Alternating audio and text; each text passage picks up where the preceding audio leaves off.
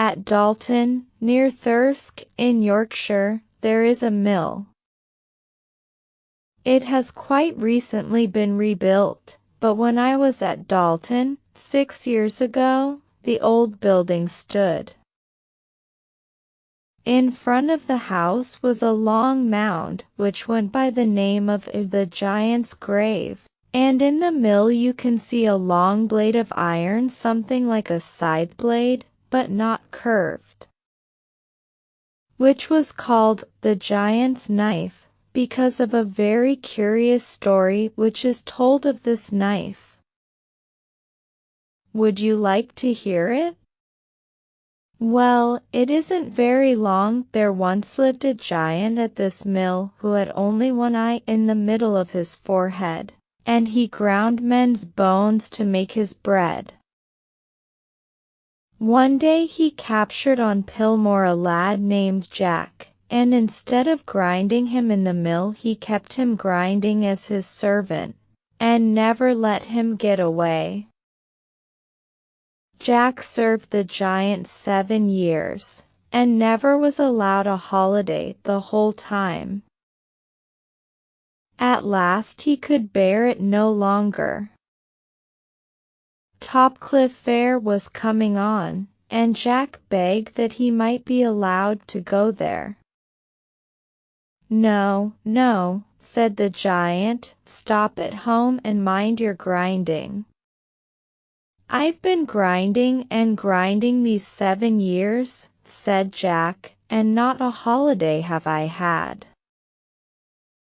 "I'll have one now, whatever you say." "We'll see about that," said the giant. Well, the day was hot, and after dinner the giant lay down in the mill with his head on a sack and dozed. He had been eating in the mill, and had laid down a great loaf of bone bread by his side, and the knife I told you about was in his hand, but his fingers relaxed their hold of it in sleep. Jack seized the knife, and holding it with both his hands, drove the blade into the single eye of the giant, who woke with a howl of agony, and starting up, barred the door. Jack was again in difficulties, for he couldn't get out, but he soon found a way out of them. The giant had a favorite dog, which had also been sleeping when his master was blinded.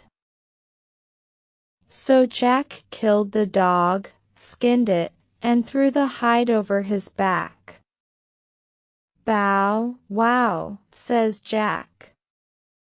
"At him, truncheon," said the giant. "At the little wretch that I've fed these 7 years, and now has blinded me." "Bow, wow," says Jack, and ran between the giant's legs on all fours, barking till he got to the door. He unlatched it and was off, and never more was seen at Dalton Mill.